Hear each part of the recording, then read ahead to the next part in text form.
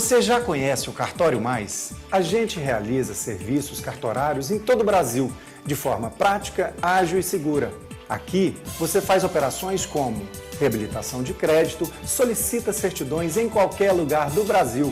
E você ainda pode aproveitar as vantagens da Pasta Mais, que reúne todos os documentos necessários para o crédito imobiliário.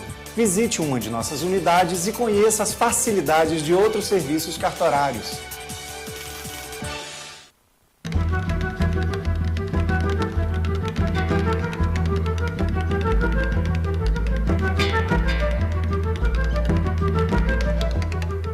O programa Raízes Jornalismo Cultural de hoje entrevista o ator, o diretor de teatro, Marcos Fayad. Prazer em revê-lo. Também. E receber você aqui, Também. Marcos. Tem alguns anos que eu não vim aqui.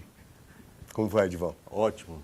Edivaldo Lourenço. Pois é, hoje está ótimo, principalmente recebendo o Marcos Fayad aqui, porque tem uma longa e grande admiração. Pois é, Obrigado. E uma longa e rica história. É, né? mas que não... O Fayad saiu daqui muito novo, foi para o Rio de Janeiro estudar. E De depois, Catalão, eu sei. De Catalão, né? Para o Rio de Janeiro, onde você fez psicologia, fundou lá o Teatro Universitário, lá da PUC do Rio de Janeiro. Enfim, você tem uma história assim muito rica. Mas como é que o teatro apareceu na sua vida? Por que essa opção pelo teatro, já que você também escreve? E por que o teatro?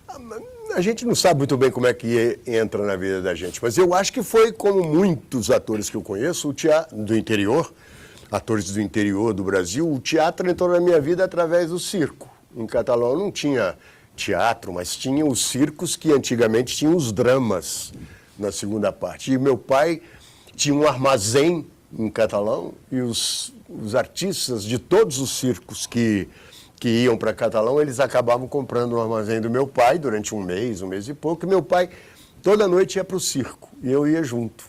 Essa ideia, então, de você sair de Catalão para o Rio de Janeiro, tem muito a ver com essa história do menino fugir com o circo. Eu quis fugir com o circo, como muita gente que eu conheço. Mas eu tinha um avô mais rígido que meu pai. Meu avô sabia que eu era meio piradinho, assim, e que se eu fosse, se deixasse solto, eu fugia com o circo mesmo. Eu acho que é daí. Porque os dramas dos circos eram a coisa mais próxima do teatro que eu podia conhecer. E aí você começou no teatro no Rio de Janeiro, Aí, ainda muito jovem. quando eu cheguei no Rio de Janeiro, eu comecei fazendo teatro no colégio, estudando em colégio. Eu não cheguei para fazer universidade, eu cheguei mocinho, menino mesmo.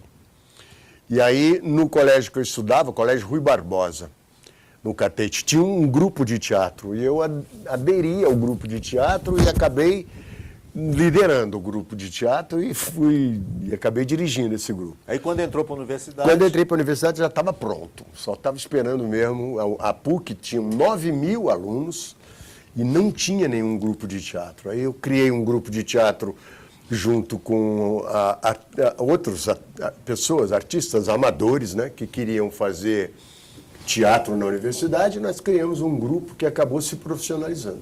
Quando foi que você ficou amigo do Geraldo Vandré? Eu também era menino ainda, era mocinho na PUC. Foi quando eu entrei no primeiro ano de universidade. O Vandré era muito de esquerda, e as pessoas gostavam muito da música dele, das ideias dele, porque ele também escrevia e tal. E aí ele ia ver os espetáculos que eu montava na PUC e gostava muito, que eram espetáculos que naquela época a gente falava que eram comunistas, né, que eram espetáculos de esquerda, né? E aí ficamos amigos e acompanhávamos as composições dele. Ele ia mostrar em primeiro lugar para o grupo de teatro da PUC e tal, e ficamos amigos a partir daí. Você chegou a montar uma peça dele. Pois é, aí a gente foi convidado para fazer um festival internacional de teatro de Nancy, na França, e ele disse que tinha um texto lindo, que chamava Paixão Segundo Cristino, o texto dele, que era um musical e também um texto falado. E ele mostrou isso, eu gravei uma fita em que ele mostrava isso no violão, o texto e a música, e nós resolvemos encenar esse espetáculo para levar para o Festival da França. E era muito, muito bonito. Ganhamos o dinheiro suficiente para viajar, fizemos uma campanha no Rio de Janeiro, e não viajamos, porque 12 dias antes de embarcar, O Vandré fugiu, ele estava cantando em Anápolis, ele fugiu de Anápolis para o Chile, do Chile para a França. Havia uma perseguição ou era paranoia dele? Não, era um pouco de paranoia. Mas ele tinha sido avisado que tomasse cuidado. Mas eu acho que ele era mais paranoico do que a ditadura contra ele. Sim. E ele fugiu, foi para o Chile para se prevenir.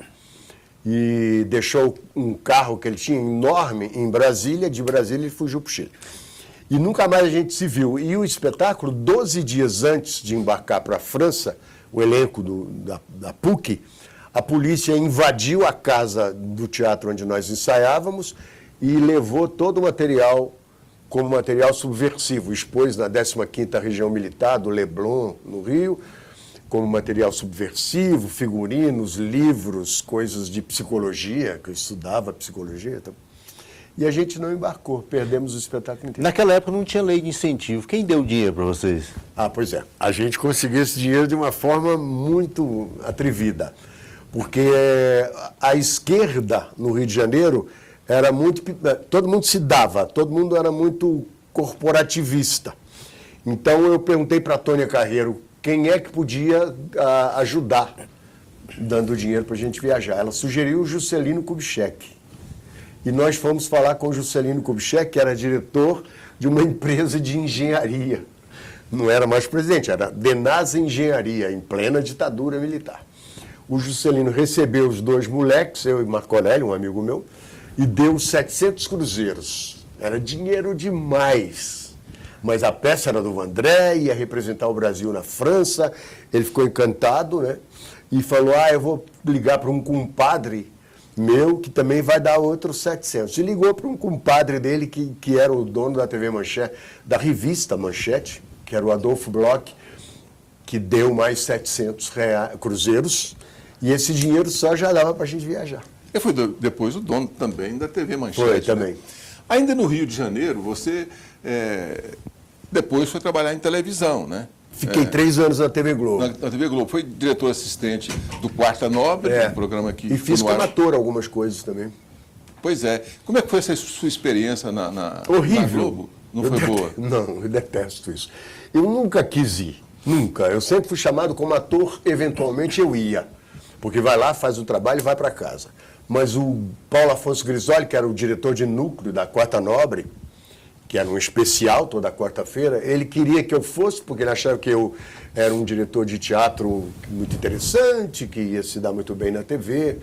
E eu não queria porque tudo, eu sabia como é que funcionava, é tudo por decreto e é tudo proibido, você não pode fazer nada. E ele disse, não, eu vou te dar autonomia, você vai insistir o tanto. E levou 4 jovens, era o Maurício Farias, que hoje é diretor de núcleo na TV Globo, dirigiu A Grande Família, dirigiu Tapas e Beijos.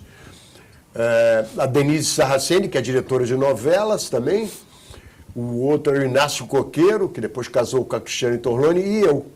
E aí eu fiquei 3 anos e não podia nada. Tudo que eu queria encenar, todas as cenas que eu dirigia, elas eram subjugadas ao Boni.